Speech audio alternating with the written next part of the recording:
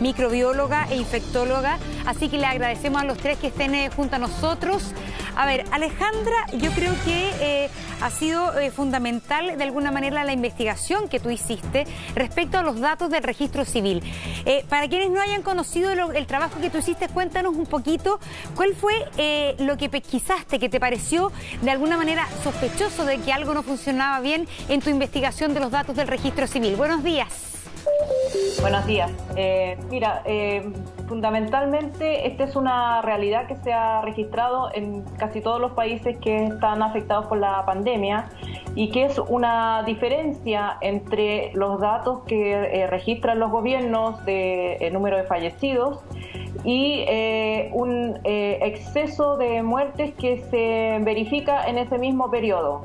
Es decir, muertes por encima de lo esperado y que son más de las que los gobiernos normalmente alcanzan a registrar por una gran variedad de dificultades. Y a mí me llamaba la atención ya en marzo que aunque aumentaba el número de contagios en Chile, ese mes terminó solamente con 16 fallecidos y desde un comienzo Chile mostraba un desarrollo de la pandemia bastante leve, que no se condecía con lo que había ocurrido en otros países. Y esto me llevó a tratar de conseguir información sobre los fallecidos reales, porque ese es un dato, digamos, que normalmente es más preciso el registro de los fallecidos diarios que la contabilidad de personas que mueren por una determinada enfermedad. ¿Alejandra? Entonces, con esos datos que obtuve en fuente reservada, pero eran datos del registro civil, en el primer ejercicio que hice, por supuesto con asesoría de mi hermano, que es ingeniero y doctor en ingeniería civil y matemática, y con otros académicos que me ayudaron también en forma reservada, hicimos este análisis y yo lo publiqué demostrando que en marzo había un exceso de muertes muy por encima de lo que el gobierno estaba declarando por fallecidos COVID. Alejandra, gusto saludarte, Jean-Philippe aquí. Esta variación en los números, ¿tú la atribuyes fundamentalmente a un error que puede ser también atribuible a otros gobiernos de otros países, o se atribuye a un manejo que se hace comunicacionalmente para no alertar a la población o no generar pánico en primera instancia? ¿Cuál es el motor finalmente de esta variación en los números? Bueno, en casi todos los países, como te decía, hasta los países con sistemas de salud mucho más robustos que el nuestro, con institucionalidad dedicada al control de las pandemias o epidemias, que es distinto de los ministerios de salud, hasta en esos países se registra diferencias porque contabilizar a la gente que fallece de COVID, por ejemplo, en las casas, es difícil porque normalmente no se alcanza a hacer los test y siempre hay un margen de subreporte. Esto no es extraordinario, es más bien la regla. Lo que es extraordinario es negarlo.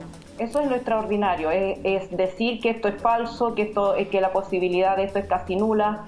Eso es lo extraordinario, porque en buena parte de países que se han enfrentado a este conteo hacen ajustes a sus protocolos y añaden fallecidos a sus listas, como ha hecho finalmente el gobierno de Chile con una porción de fallecidos que no habían sido contabilizados. Parece ser que hoy día es bien difícil efectivamente establecer un número de fallecidos, porque hay fuentes súper distintas, han aparecido conteos también paralelos. Por ejemplo, hoy día en el Mercurio aparece un gráfico que se llama la diferencia de los números, donde se integra justamente los decesos ocurridos ajustados por fecha y la diferencia con los decesos informados en los recuentos diarios que hace el ministerio.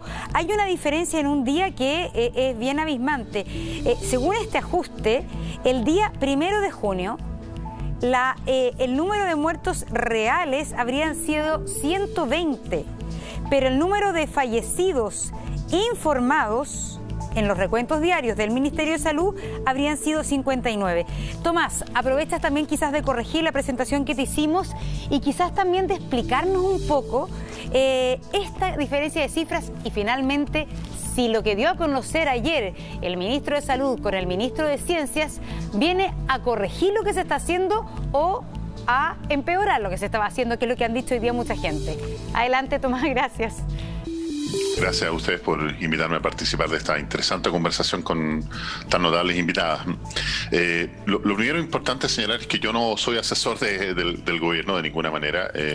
Lo que nosotros venimos haciendo desde mediados de marzo es participar de manera simultánea en dos frentes. El primero es ser partícipe de la mesa de datos, que conforma el ministro Cuf al alero de la que llamamos la Mesa Social COVID-19, y cuyo único objetivo de la mesa de datos es tratar de recopilar información de la manera más rápida posible, de la manera más transparente posible, tratar de cuidar el valor de la información también, para que esta información pueda ser utilizada no solamente por los académicos, sino por el público en general. Eso es nuestra participación en la mesa de datos.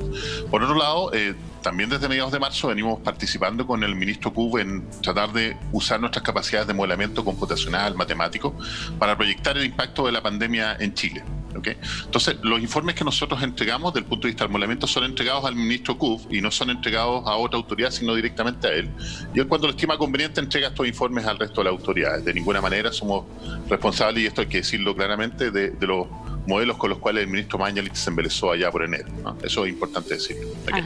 Ahora, dicho eso, que me parece importante para establecer cuál es el rol que nosotros tenemos, lo que hemos visto consistentemente, e incluso desde la salida del Instituto Milenio Fundamento de los Datos, desde la mesa de datos, es que hemos de alguna manera estado luchando contra estos molinos de viento, así lo llamamos nosotros, porque hay un problema de regulación tremendo que tenemos en nuestro país que tiene que ver con la ley. El Ministerio de Salud se escuda, y desde el punto de vista formal del proceso quizás tienen razón, en que no existe una legislación que permita transparentar los datos de la manera que nosotros lo venimos pidiendo desde que se formó la mesa de datos. Lo ideal sería tener un dato lo más transparente posible, ojalá persona a persona, pero desde el punto de vista anónimo, de tal manera de que no sea posible de ninguna manera, por ningún método computacional, matemático, ir a encontrar efectivamente el nombre o el root de estas personas. Eso es posible hacerlo, existen múltiples metodologías para hacerlo, pero nos encontramos frente al problema de la legislación que impide de alguna manera a las autoridades traspasar esa información. Ahora, dicho eso, lo que hemos visto también es que ha habido un cambio, una inconsistencia de la forma en que se han venido a recopilar la información y que se ha entregado a la ciudadanía.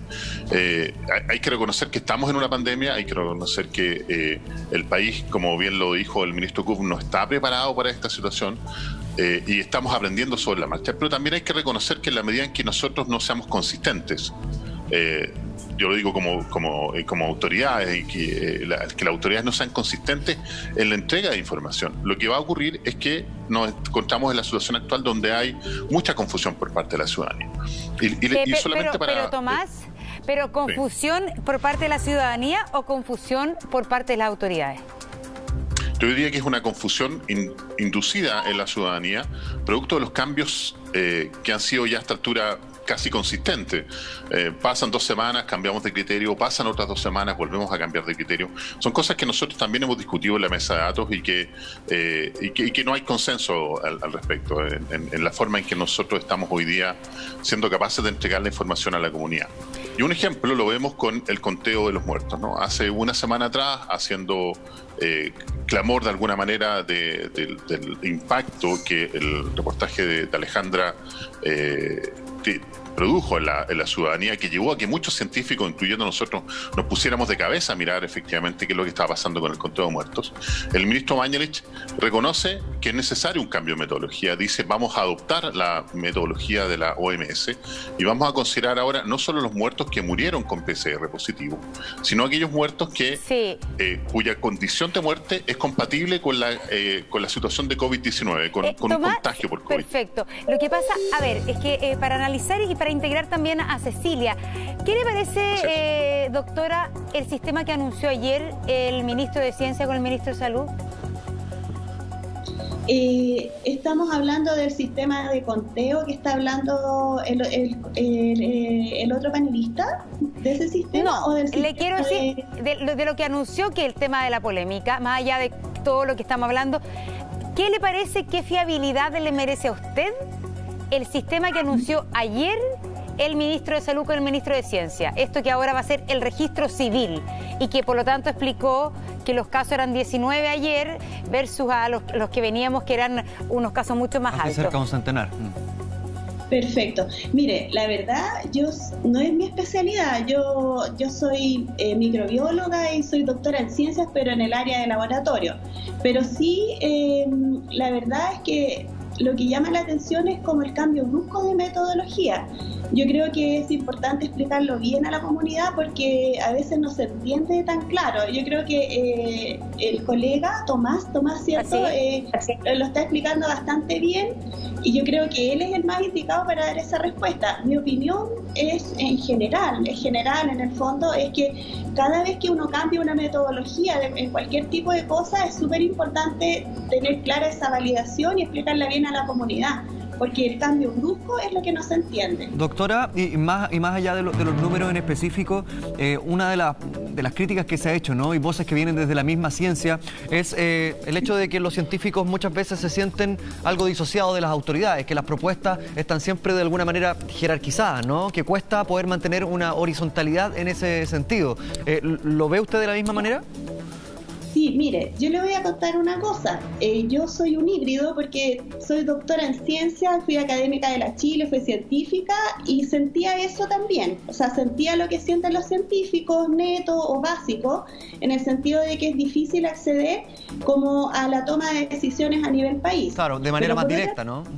Claro, de manera más directa, pero por otra parte soy médico especialista en laboratorio y siempre he trabajado también en el área asistencial. Entonces, ¿qué pasa? Que es importante que ambas áreas, primero el área básica y el área clínica estén coordinadas, cosa que cuesta mucho y no ha sucedido, por ejemplo, en este caso.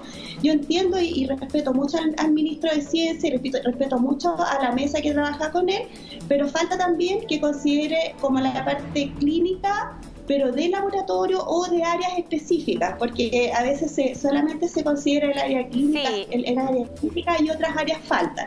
Ahora, respecto de eso también falta un poco de comunicación. Es importante escuchar a todos los expertos, no solamente, yo entiendo que uno puede tener una mesa, pero tener un poco de más canal abierto para el resto de los expertos que tienen harto que decir. Ajá. Y como digo, sí, lo que me pasa, por ejemplo, es que yo hago experimentos, he hecho mucho experimento y cosas, pero no es lo mismo eso aplicarlo a un paciente o aplicarlo a un país. Entonces es súper importante esa comunicación. Esa comunicación que sea. A ver, Alejandra, vuelvo a hacer la pregunta. Con la crítica, más bien, con lo que tú descubriste y transparentaste que el cruce no calzaba en el registro civil, ayer el gobierno dice que ya, esto lo estamos tomando en cuenta, entonces lo integramos. De inmediato sale la voz y dice, esto no es lo que indica la OMS. La solución que dio ayer el gobierno no es justamente utilizar el registro civil como parte de los datos, sino que es otra cosa. ¿A ti qué te parece? Sí, yo creo que hay una confusión sobre el tema del registro civil. El registro civil es la fuente hoy día más actualizada respecto de cuando una persona fallece, porque por ley hay que inscribirlo, ¿cierto? Es un registro, tal como su nombre lo dice, más actualizado y con mayor cantidad de datos que ninguna otra institución en Chile, y por lo tanto es una fuente de datos. No es una institución capacitada para analizar los datos, que es otro trabajo distinto. Entonces, es una buena fuente para saber qué persona murió después que se inscribió. Ahora, ¿qué ha pasado durante la pandemia? Que el registro civil está funcionando mediodía y hay un rezago de casi una semana, mucho más largo de los tiempos normales para que esta inscripción quede oficializada. Y luego también hay un rezago en los test PCR que se están demorando casi 10 días. Si tú sumas los dos rezagos, una persona que murió ayer en un centro hospitalario va a aparecer en la contabilidad del gobierno. Si el gobierno está esperando que estas dos cosas ocurran para contarlo, va a aparecer 10 días más. Claro. Y eso es un problema. No es el problema que se usa el registro civil. El problema es la interpretación que se hace de ese dato en una fecha posterior. Es un trámite burocrático adicional que se ha instalado y que oscurece la realidad. Raro, porque si tú, eso es lo raro, porque ayer se dice ya, como queremos que sea más fiel el dato y queremos que también dar de alguna manera que sea más fiel, que sea claro el diagnóstico y también que sea según el día de muerte, uno dice, entonces esto va a ser más ineficiente y menos radiografía inmediata de la realidad que el método hasta antes de ayer. Claro, va a ser menos eficiente, va a ser es un tema burocrático, y por eso cuando yo hice el análisis no recurrí a la fuente de que el gobierno insiste en que insistía en ese minuto, porque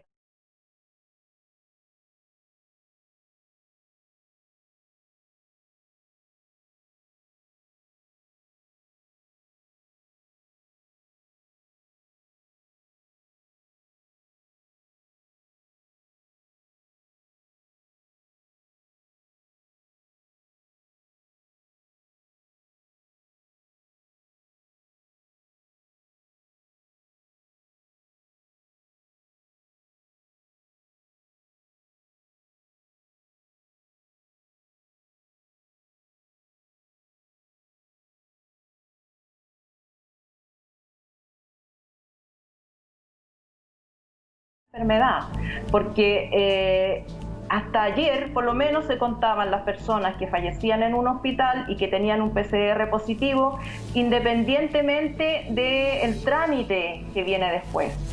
Y entonces por eso la contabilidad era más ajustada, aunque faltaba un delta. Alejandra. Ahora se puso la carreta delante de los bueyes, por decirlo en buen chileno, ¿no? No hay un esfuerzo real por contabilizar lo que está sucediendo en la realidad. La Sociedad Chilena de Medicina Intensiva reportó para el mismo periodo en que el gobierno está reportando 19 fallecidos, más de 100. Entonces, el clamor de las sociedades científicas y de las personas que están tratando de que el gobierno tome decisiones políticas sobre la base de los datos reales, presentes y actuales, es al contrario, ampliar el criterio y no reducir el criterio como ha ocurrido ayer. Alejandra, ayer entrevistábamos a algunos doctores que planteaban la posibilidad de trabajar en paralelo con ambas formas, por así decirlo, si nos podemos referir a la antigua y la que acaban de variar ayer. ¿Te hace sentido esa posibilidad de que se mantenga el conteo que se estaba realizando anteriormente para así establecer un paralelo e ir analizando bien qué es lo que pasa con los lamentables decesos desde esa perspectiva? Me parece por lo menos una solución parche momentánea, porque lo que se necesita hacer, por ejemplo, es contar no solamente a las personas que han fallecido con un test PCR positivo que llegó antes de que fallecieran, sino también contar a las que mueren con el test PCR que llega después, que eso fue lo que el gobierno reconoció que no estaba haciendo. Una persona muere en un hospital, se le hace el test PCR y el test PCR llega después que la persona murió, no se cuenta, no se contaba. Entonces lo que hay que hacer ahora es contarlo, porque la información la tienen. No crear otra forma paralela que tal vez sea bueno para el futuro, pero no para el presente. Pero quiero decir algo que es muy importante, que si uno analiza las palabras del ministro, él reconoce que solo se cuentan las personas que mueren en los hospitales. Y esto en Chile, en tiempos normales, solo el 44% de la población que fallece. La mayoría de las personas, el 46%, puede variar un poco, pero va a estar en ese orden de magnitud, muere en las casas.